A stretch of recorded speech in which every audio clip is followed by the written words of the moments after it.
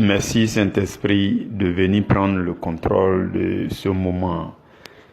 Éternel Dieu créateur du ciel et de la terre, Dieu d'Abraham, Dieu d'Isaac, Dieu de Jacob, Dieu d'Israël, Dieu Père de notre Seigneur Jésus, nous te bénissons en ce jour. Nous te sommes reconnaissants pour tous tes bienfaits dans nos vies. Merci Seigneur pour la grâce du souffle de vie. Merci pour ce nouveau jour que tu nous donnes de vivre, ce vendredi 16 juillet 2021. Seigneur, nous te disons merci de ce que ta présence se fait continuellement dans nos vies. Merci de ce que ta lumière nous conduit.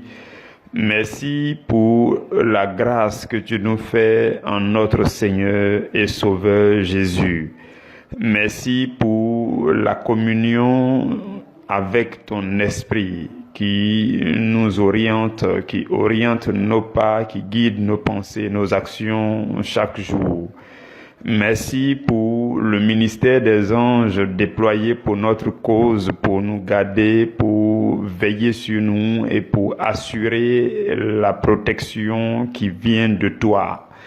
Seigneur, je te dis merci pour chacun de tes enfants, mes frères, mes sœurs, chacun à l'endroit où il se trouve pendant que nous suivons ensemble ce moment de méditation. Merci pour nos familles, merci pour nos proches, merci pour nos voisins, merci pour tout ce que tu as mis dans notre environnement de vie.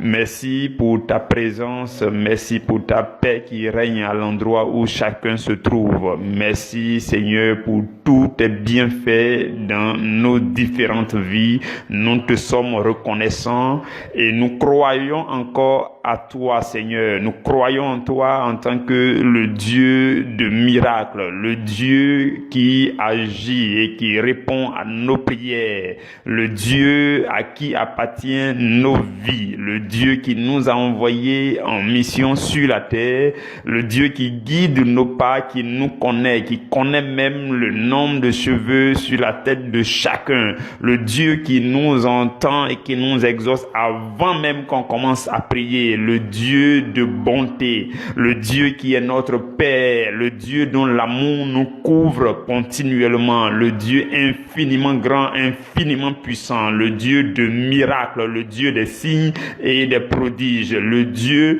qui change les situations, qui renverse les situations, qui est le seul capable de changer le cours de l'histoire de quelqu'un. Nous croyons en toi en tant que ce Dieu, Seigneur, et notre foi en toi, Seigneur, est grandissante, Seigneur. Nous voulons croire que tu es ce Dieu qui fait tout pour nous et qui peut tout faire pour nous. Nous te bénissons et nous sommes dans la joie, Seigneur, de t'appartenir en tant que des enfants, des gens de la maison de Dieu. Nous te bénissons, nous te disons merci. Notre joie est encore grande dans ce jour de nous unir autour de ta parole afin de te recevoir, afin que tu nous enseignes, que tu enseignes nos cœurs. La Bible dit dans Jean au chapitre 1, au verset 14, que ta parole a été faite chair et elle a habité parmi nous. Et cette parole, elle est pleine de grâce et de vérité. Et ce que nous avons à faire, c'est de contempler sa gloire, une gloire comme la gloire du Fils unique venu du Père. Nous sommes là en cette heure pour contempler la gloire de la parole de Dieu. Oui, Seigneur, nous sommes unis là, en ce lieu, autour de ta parole, pour contempler la gloire de la parole de Dieu. Seigneur, bénis-nous encore en ce jour par ta parole. Visite-nous par ta parole, Seigneur. Refais-nous par ta parole. Restaure-nous par ta parole. Seigneur, nous nous abandonnons à toi et nous t'appartenons afin que tu nous réorientes, afin que tu réajustes notre vie toi-même, toi le véritable potier. Nous t'appartenons, Seigneur, façonne-nous comme tu le désires. Nous le désirons parce que, Seigneur, ce n'est qu'avec toi que notre salut est garanti et nous voulons demeurer sur ce chemin qui conduit à travers la vérité et jusque dans la vie éternelle. Ce chemin, cette vérité, cette vie, c'est notre Seigneur et Sauveur Jésus-Christ. Nous glorifions son nom en ce jour, nous élevons son nom, nous magnifions la présence de son esprit, la communion, l'intimité du Saint-Esprit. Béni sois-tu, Seigneur, au nom de Jésus. Amen. Mes frères, mes sœurs, notre sous-thème d'aujourd'hui, c'est comment mieux devenir un être d'amour par la connaissance de Dieu et de son Christ. Comment mieux devenir un être d'amour par la connaissance de Dieu et de son Christ. Alors, notre sous-thème d'hier parlait du terrain glissant qu'il ne fallait pas ou alors qu'il fallait reconnaître et éviter pour sauver notre amour pour nos frères et nos sœurs. Et avant de continuer à travers notre méditation d'aujourd'hui, je voudrais dire quelque chose de très important par rapport à l'enseignement d'hier. Voyez-vous, frères et sœurs, lorsque vous écoutez un enseignement et vous entendez les noms de péchés dans la bouche du serviteur, il peut arriver que l'ennemi intervienne dans vos pensées. Et ça, je prends le soin souvent de redresser cela dans les pensées des uns et des autres. Si vous avez commis un péché dont on parle encore aujourd'hui, alors que vous l'aviez déjà confessé, vous n'êtes plus concerné. Il y a beaucoup de personnes qui aiment à reculpabiliser eux-mêmes lorsqu'ils entendent qu'on parle d'un péché, mais ils ont déjà commis le péché, ils ont déjà demandé pardon, Dieu leur a pardonné. Mais comme on prêche aujourd'hui, ce qu'on prêche aujourd'hui n'est pas forcément pour toi. Ou alors, même si ça te rappelle tes péchés passés, ça ne veut pas dire que tu dois t'accuser encore aujourd'hui, tu dois culpabiliser encore aujourd'hui. Non, c'est fini. Dieu a oublié, c'est fini, c'est effacé. Tu es une personne nouvelle. Ce qu'on prêche aujourd'hui ne te concerne pas. Tout simplement, pendant que tu entends, tu dis, j'avais fait ça en son temps, mais j'ai déjà demandé pardon au Seigneur, cela a été oublié du Seigneur, cela a été effacé, je vais de l'avant. Désormais, pendant que j'entends ce message, je suis messager, je suis ambassadeur de ce message afin que ce péché ne soit plus commis par qui que ce soit. Vous avez compris? Ayez cette attitude-là. Ne reculpabilisez pas, parce qu'on a dit le nom d'un péché que vous aviez commis. Il y a des gens comme ça qui, quand ils entendent le nom d'une maladie, quelque chose a envie de tomber malade à l'intérieur d'eux. Ils entendent le nom d'un péché, quelque chose se sent pécheur tout de suite à l'intérieur d'eux. Non, ce n'est pas comme ça qu'il faut faire les choses, ce n'est pas comme ça qu'il faut comprendre. On prêche, on dit certaines choses, mais ça ne concerne pas tous ceux qui ont déjà confessé ce péché et Dieu a déjà effacé. Le sang de Jésus a effacé, c'est fini, c'est fini. On ne culpabilise plus, non. Souvent, l'ennemi nous conduit dans une pensée on se culpabilise régulièrement. Non, on doit être vraiment dur avec l'ennemi pour dire non, il ne s'agit plus de moi. J'avais fait ça, je l'ai reconnu, j'ai demandé pardon. Le sang de Jésus a tout effacé. C'est fini, je suis une personne nouvelle. Pendant que l'homme de Dieu est en train de prêcher, cela ne me concerne plus. Au contraire, je me mets du côté de l'homme de Dieu et nous allons prêcher ce message afin que les âmes soient arrachées des griffes de l'ennemi. C'est comme ça qu'il faut penser. Vous avez compris? Ok. Pour aujourd'hui, nous allons lire dans Daniel chapitre 11. Daniel 11, verset 32. La Bible dit, voyez-vous, c'est Daniel qui était en train de prophétiser sur des royaumes qui devaient venir par la suite, ainsi de suite. Et dans ce verset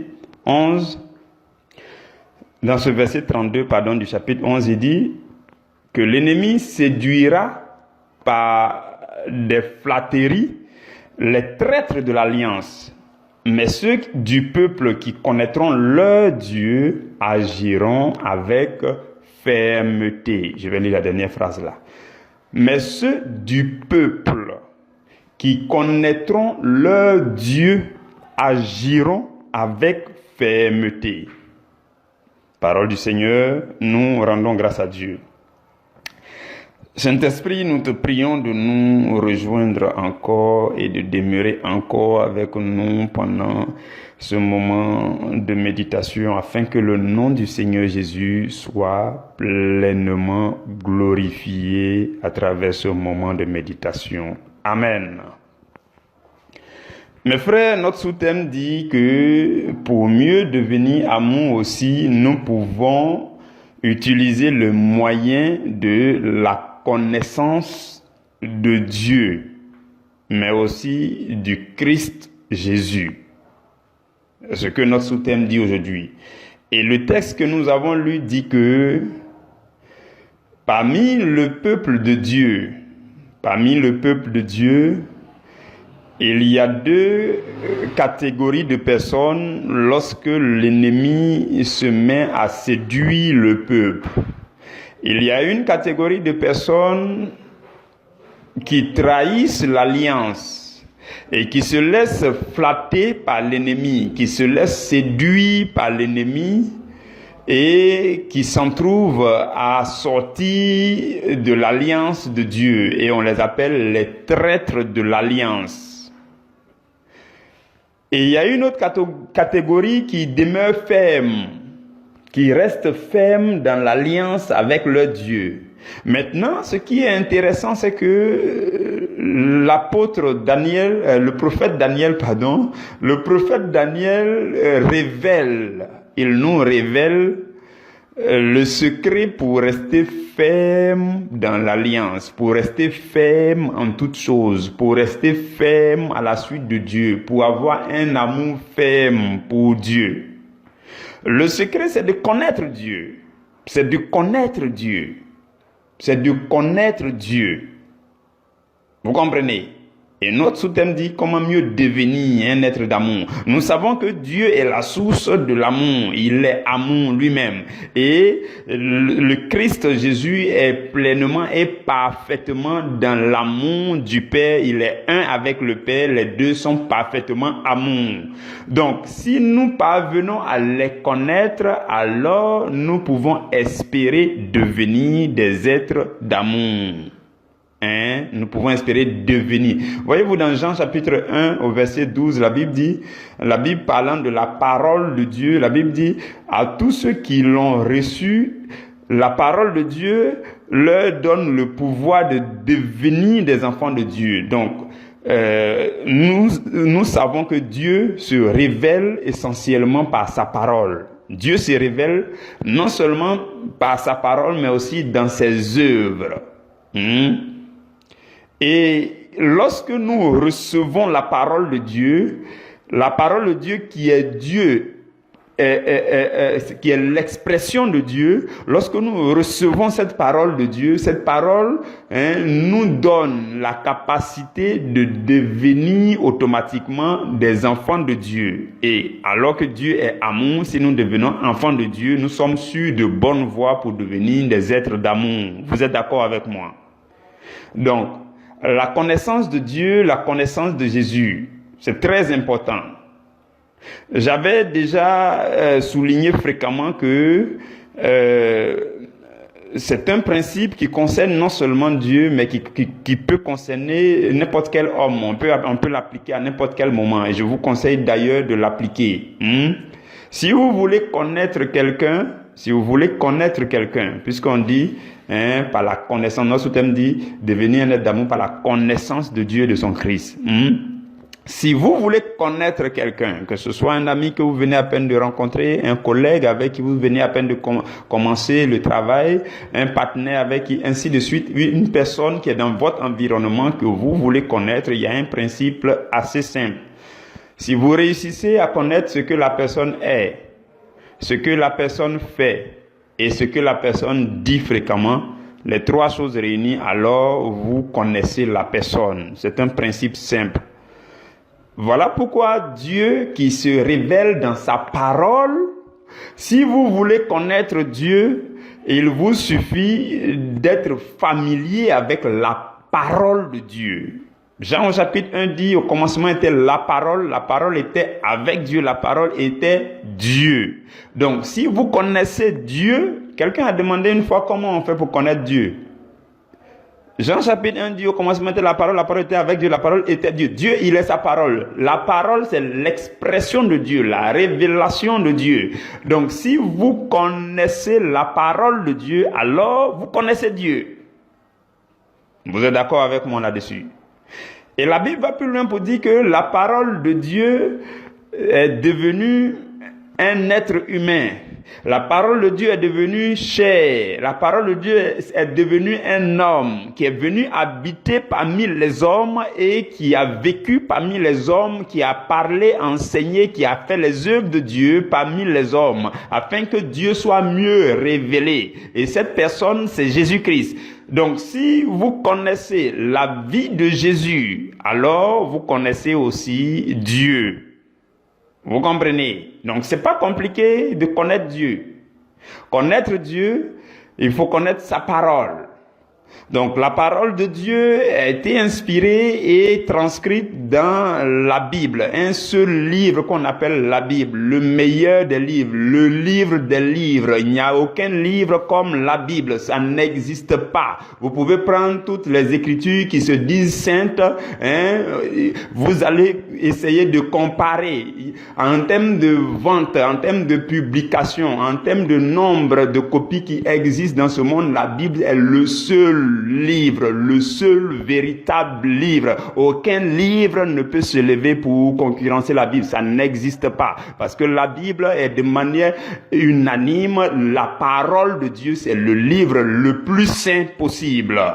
Donc, en étant familier avec ce livre, frères et sœurs, vous connaîtrez Dieu. Et on l'appelle l'Ancien Testament et le Nouveau Testament. Testament pour dire que c'est le livre des héritiers. Ce qu'on laisse aux héritiers, c'est ce qu'on appelle testament.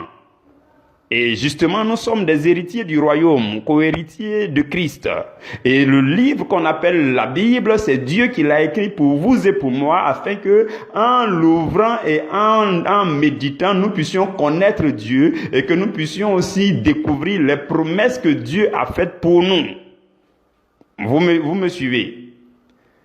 Et plus vous connaissez Dieu, plus vous devenez ferme à la suite de Dieu. Votre foi devient de plus en plus inébranlable.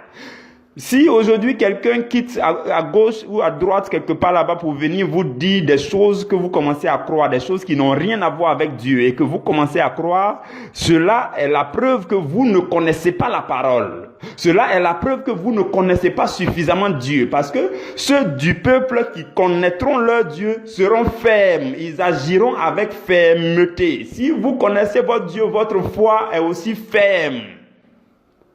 Si vous connaissez votre Dieu, vous marchez fermement à la suite de ce Dieu. Si vous connaissez votre Dieu, vous obéissez fermement à la parole de ce Dieu. Et vous marchez dans l'amour d'une manière ferme.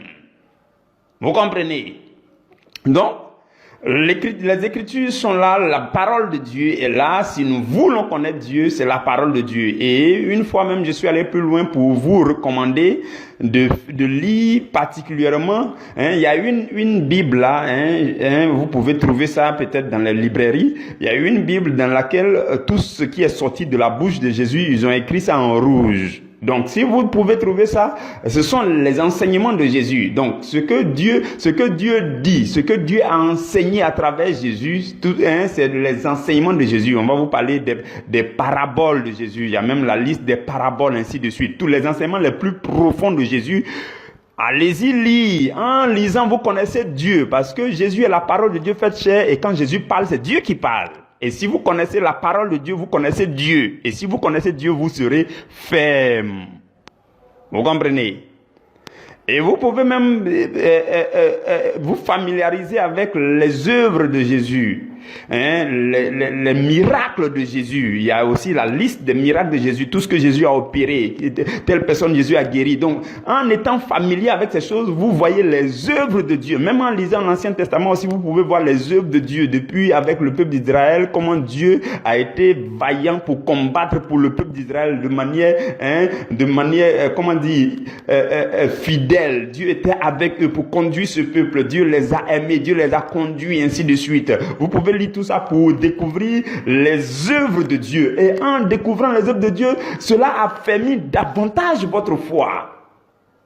Et comme Dieu est amour, quand vous êtes ferme en Dieu, vous êtes aussi des fils et des filles d'amour.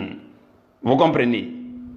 On ne peut pas ignorer la connaissance de notre Dieu. On ne peut pas négliger la connaissance de notre Dieu. On ne peut pas banaliser la connaissance de notre Dieu. Frères et sœurs, il est important que chacun puisse avoir une relation personnelle avec Dieu et la parole de Dieu. Une relation intime personnelle. Vous écoutez les enseignements, les prédications, c'est bien beau, mais Dieu veut vous rencontrer personnellement. Il veut vous connaître personnellement.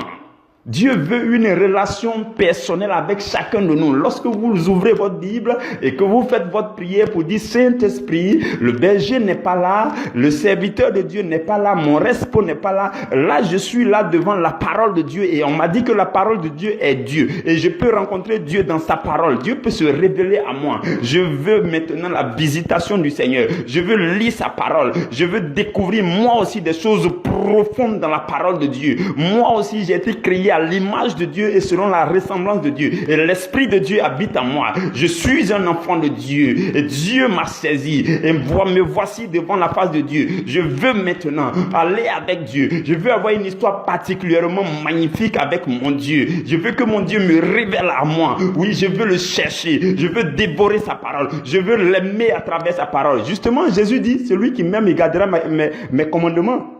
C'est ce que Jésus dit. Dans le livre de Jean au chapitre 14, au verset 23, Jésus dit, si quelqu'un m'aime, il gardera ma parole. Si quelqu'un fait quoi qu'il m'aime, il gardera ma parole. Et la suite est intéressante, bien sûr. La suite dit, et mon Père l'aimera. Nous viendrons à lui et nous ferons notre demeure chez lui. Jésus est amour. Dieu est amour. Et la Bible dit, Jésus dit, celui qui garde sa parole, lui et Dieu, les deux, amour, qui forment une seule personne. Et ils vont venir chez toi. Ils vont faire leur demeure chez toi. Et la question que je pose, qu'est-ce que tu vas devenir? Tu n'auras pas le choix que de devenir un être d'amour. Vous comprenez? C'est magnifique. Il dit, si quelqu'un m'aime, il gardera ma parole. Il n'a pas dit, si quelqu'un m'aime, il fera autre chose. Il n'a pas cité 10 000 choses à faire si nous l'aimons. Non. Si nous aimons Jésus, il dit que nous allons chercher et garder sa parole. Et quand il nous voit en train de le faire, toi seul, ce n'est pas pour montrer à quelqu'un que tu lis la Bible. Ce n'est pas pour montrer à tout le monde que tu lis toujours, tu respectes le Caleb. Non. Mais c'est par amour, un cœur à cœur personnel avec Dieu. C'est un amour délibéré, toi-même, toi seul, sans vouloir montrer à qui que ce soit que tu aimes Dieu. Tu ouvres ta Bible et tu commences à méditer parce que tu as entendu que Jésus a dit, si quelqu'un m'aime, il gardera alors ma parole. Donc tu as soif de la parole, tu recherches la parole parce que tu veux voir Jésus dans la parole, tu veux expérimenter Dieu dans la parole, tu ouvres la parole, tu dévores la parole, tu médites la parole et Dieu te parle à travers sa parole et Dieu te nourrit, Dieu te refait, Dieu te donne la force, une relation personnelle intime. Et pendant que tu le fais, Jésus depuis son trône, il te regarde, il admire ce que tu fais. Il dit alors, mon Père t'aime et mon Père et moi nous sommes levés, ou alors nous nous levons et nous venons faire notre demeure dans ton cœur. Vous comprenez? C'est ce qu'il a dit. Et nous savons que Dieu, il est amour. Il est la source de l'amour. Et l'amour de Dieu s'est totalement et pleinement manifesté en Christ Jésus. Et les deux viennent habiter en nous. Alors nous avons tout toutes les opportunités possibles pour devenir des êtres d'amour. Pourquoi? Parce que nous avons cherché la parole, nous avons cherché la connaissance de notre Dieu. Ceux du peuple qui connaîtront leur Dieu vont agir avec fermeté, ils seront beaucoup plus solides, ils vont aimer Dieu d'une manière inébranlable. Personne ne va venir dire non, votre Dieu a fait ceci, ou bien Jésus a fait ceci, et puis tu vas croire. Non. S'il arrive que tu écoutes encore certaines choses que des gens disent, c'est parce que tu n'es pas allé encore plus loin, tu n'es pas allé en profondeur. Tu n'es pas encore allé plus loin. Si tu vas beaucoup plus loin, tu vas te rendre compte que c'est beaucoup plus magnifique, on ne peut plus faire marche arrière. Même quand quelqu'un veut te bousculer pour te faire marche arrière, Dieu t'a déjà saisi parce que tu as dépassé le seuil de non-retour. L'année dernière, quand on parlait de l'amour, vous allez vous souvenir, on parlait de seuil de non-retour, seuil de la gloire. Je nous avais montré ce tableau-là, ce tableau magnifique d'une relation conjugale. Et je nous ai dit, une chose est de se marier et une autre chose est de s'épouser. C'est différent. Il y a des gens qui sont mariés mais ils ne se sont pas encore épousés. On peut se marier. C'est un acte formel. On marche ensemble. Quand on se marie même, c'est là qu'on commence à se connaître. Vous allez vous souvenir, l'année dernière, c'était des enseignements très intéressants, très enrichissants. Et on s'était attardé sur ces choses. C'était vraiment bénissant. Retournez à ces enseignements et écoutez-les, ça va vous bénir à nouveau. Il y a des choses peut-être en écoutant l'année dernière, vous n'avez même pas entendu. En écoutant cette année, vous allez encore entendre de nouvelles choses. Et bien aimés frères et sœurs, Dieu effectivement se révèle par ses œuvres, se révèle par sa parole et se révèle dans ce qu'il est. Et ce qu'il est, c'est ce qui se produit dans nos vies afin que nous puissions reconnaître qu'il est véritablement Dieu. Vous comprenez? Lisons dans Philippiens chapitre 3, verset 8. Là-bas, la Bible dit, Paul parle, il dit, voyez-vous, étudiez très bien la vie de Paul, vous allez voir à quel point il a aimé Jésus. Il a vraiment aimé Jésus. Et Jésus s'est vraiment révélé. Quelqu'un qui n'a pas marché avec Jésus, qui n'a pas été parmi les disciples ni les apôtres. Mais Jésus s'est saisi de lui et Jésus s'est révélé à lui d'une manière plus puissante et plus profonde. Il dit, dans Philippiens 3:8, il dit, « Et même je regarde toutes choses comme une perte à cause de l'excellence de la connaissance de Jésus-Christ mon Seigneur, pour lequel j'ai renoncé à tout. Et je les regarde comme de la boue afin de gagner Christ. » Vous voyez, l'apôtre Paul va jusqu'à parler de l'excellence de la connaissance de Jésus. Il cherchait Jésus. L'apôtre Paul était quelqu'un qui était attaché au livre. Il écrivait beaucoup, mais il lisait aussi beaucoup. Parce qu'il cherchait à connaître Dieu. Quelqu'un qui était docteur de la loi. Il était pharisien. Docteur de la loi, les pharisiens c'était la secte la plus rigide et ils étudiaient la loi, les écritures ainsi de suite. Mais quand il va écouter le discours de Étienne dans Actes chapitre 7, il va être frappé puissamment. Il va rester immobile pour garder maintenant les habits de ceux qui ont persécuté Étienne. Et après, Satan va essayer de remuer sa queue en Paul. Et ils vont l'envoyer à Damas. Quand il va rencontrer Jésus sur le chemin de Damas, tout va chambouler. Il va dire non, waouh, celui-là, c'est lui le Dieu, le véritable Dieu. J'ai été docteur de la loi, mais tout ce que j'ai vu là-bas, c'est zéro, c'est celui-là qui est mon Dieu, je le suis, ainsi de suite. Et Jésus va l'utiliser comme un instrument puissant pour se révéler aux nations païennes. Et Jésus va se faire connaître à lui. Et il va prêcher Jésus, il va écrire tout ce qui concerne Jésus sous l'inspiration du Saint-Esprit. Il a écrit plus de la moitié du Nouveau Testament. Et il dit l'excellence de la connaissance de Jésus-Christ a fait qu'il a tout abandonné, il a tout laissé derrière, il les regarde comme de la boue afin de saisir Jésus, afin de gagner Jésus, afin de rester avec Jésus, afin de rester ferme, afin d'aimer Jésus, afin d'être comme Jésus, afin d'être amour, afin d'être un être parfaitement amour. C'était là sa soif.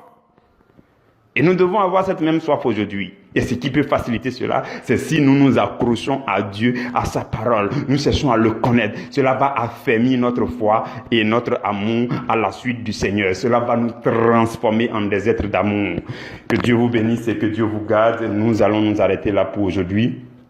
Notre sous-thème de demain, ça sera une communion encore plus intime avec le Saint-Esprit pour conduire à la maturité dans l'amour. Donc aujourd'hui, on a parlé de la connaissance de Dieu et de son Christ. Demain, nous allons terminer avec l'intimité, la communion avec le Saint-Esprit. Que Dieu vous bénisse, que Dieu vous garde. Merci Saint-Esprit pour ta présence au cours de ce moment. Merci de ce que tu as été là depuis le début jusqu'à la fin. Nous te sommes reconnaissants, nous apprécions, admirons, aimons ta présence et ton intimité et ta communion. Merci Saint-Esprit d'avoir parlé à nos cœurs. Je prie que tout ce que tu as ensemencé en nous porte beaucoup de fruits à la gloire de Dieu, à la seule gloire de Dieu au nom de Jésus. Amen.